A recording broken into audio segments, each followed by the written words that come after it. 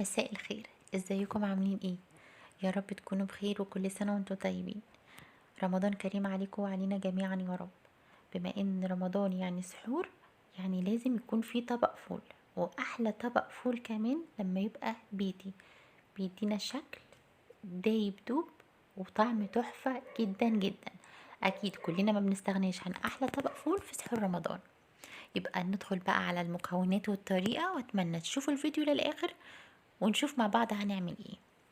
قبل ما نبدأ الفيديو هنصلي على حبيبنا الرسول المصطفى عليه أفضل الصلاة والسلام. مبدئيا كده نوع الفول على حسب ما انتم متعودين وبتحبوا نوع معين وبتستخدموه. أنا بفضل الحباية العريضة الفاتحة ديت زي ما انتم شايفين معايا نص كيلو من الفول. تمام.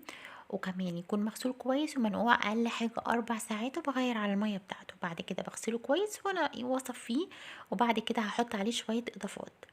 تمام. معايا الفول المجرور زي ما انتوا شايفينه ده، معلقتين كبار منه مغسولين طبعا كويس قوي. تمام. وبضيفهم على الفول شوية اضافات بس بدون طبعا قوام تحفة جدا. ومعايا كمان معلقة كبيرة من الرز، بيخلي القوام، احنا عارفين ان الرز طبعا فيه نشا، فبيخلي القوام الصوص بتاعه زي اللي احنا بنجيبه من بره. تمام. يعني كمية النشا اللي بتبقى في الرز بتخلي بصراحة القوام بتاعه تحفة جدا. ومعايا هنا الجزرة صغيرة مقطعاها كده، طبعا متقشرة متقطعة زي ما انتوا شايفين. لو مش حابين تحطوا جزر ممكن تحطوا العدس الأصفر ده معلقتين كبار يتغسلوا ويتحطوا. تمام. الليمونة ديت لازم تتحط كده، بتخلي اللون بتاعها فاتح، ما بيخليش الفول معايا يغمق. معايا حباية طماطم كده وسط شايلة منها البذر طبعا ومقطعاها زي ما انتوا شايفين معايا في الفيديو. في معلقة من الكركم هحطها دلوقتي على جنب. دلوقتي بقى احنا هنعمله في الحلة مش في لماسة خالص. معايا الحلة بتاعتي نصها كده مية، ولازم المية تكون مغلية، ولازم تكون مغلية كويس جدا، يعني مش تبقى يدوب دافية كده، لا انا عايزاها مغلية. هنزل عليها كل الفول والاضافات اللي معايا زي ما احنا شايفين مع بعض في الفيديو، وهحط عليها شوية بهارات كده توابل يعني مش كتير. تمام. اول حاجة هحطها معلقة الكركم دي طبعا عشان اللون وعشان كمان مضاد الاكسدة، فلازم ندخل الكركم معانا في كل الاكلات. معلقة صغيرة من السكر، معلقة صغيرة من البابريكا، وهنحط نص معلقة صغيرة من الكمون. وده طبعا بما ان في بقوليات وفي فول يبقى هنحط الكمون معانا. هنحطه بقى على النار على اهدى درجة عندكم من النار، يعني شمعة زي ما بنقول كده. وهنسيب الفول ونغطي عليه مش قبل 3 ساعات لما نفتح، لو هيحتاج مية تمام نحط مية، لو مش هيحتاج يبقى تمام التمام. نشوف لو هيحتاج كمان شوية من الوقت برضو بنغطي عليه وبنسيبه لحد ما بتشوفوا بالطريقة دي زي ما احنا شايفين. بجد قوام تحفة. الصوص معايا جميل جدا ازاي ما شاء الله، مغمقش خالص خالص معايا. هنشيل طبعا الليمونة ديت دلوقتي، يعني مش هنفرم الليمون عشان مش يمرر معانا بقى. هي طول ما هي محطوطة كده مش مقسومة، فما بيكونش فيه ليها اي مرارة ولا اي حاجة خالص.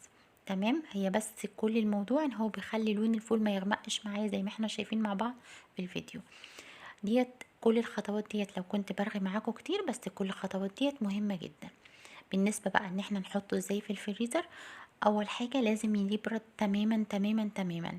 تمام. ما ينفعش نحطه في الاكياس او في اي علب او اي حاجة وهو سخن كده. شايفين الحباية معايا دايبة ازاي؟ ما شاء الله بجد تحفة جدا.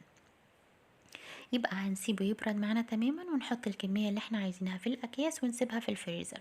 طيب ايه هنحطه ازاي؟ لو انتوا بتحبوه طبعا ان احنا نفرمه كده في الخلاط او في الكبة، ونحطه على قد ما احنا نطلع على طول، عايزين تحطوه صحيح كده زي ما انتوا شايفينه معايا دلوقتي، حاجة ترجع لكم حسب ما انتوا تحبوا.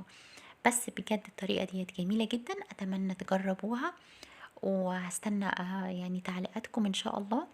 ويلا نشوف مع بعض نعمل ايه كمان، او ايه افضل حاجة ان احنا ممكن نعملها تقولوا لي عليها وهتكتبوها لي في التعليقات ان شاء الله. اتمنى الوصفات بتاعتي تبقى سهلة وخفيفة على قلوبكم. الطريقة ديت بجد انا بقالي 15 سنة بعمل الطريقة ديت، جميلة جدا، مش حاولت ان انا اغير بصراحة، لان الطريقة ديت جميلة جدا جدا. احلى طبق فول. شايفين؟ بجد تحفة ما شاء الله. جربوه. ممكن نعمل طبعا انواع دقة كتير مع طبق الفول، ممكن تعمله بالبيض، بس اهم حاجة بصراحة ان احنا نعمله بالزبدة. بيديها بص لا نكهة تانية خالص بجد، مع شوية شطة بقى وشوية طحينة كده، يا سلام، في منتهى الجمال. اتمنى بقى لو الفيديو عجبكم ما تنسوش تعملوا لايك واشتراك في القناة وتكتبوا كومنت جميل زيكم، وان شاء الله اقدم لكم كل ما هو جديد وبسيط بإذن الله. شايفين بقى طبق الفول مع طبق البتنجان ده؟ بجد حاجة تحفة. أسيبكم في أمان الله يا أفضل وأجمل متابعين في الدنيا.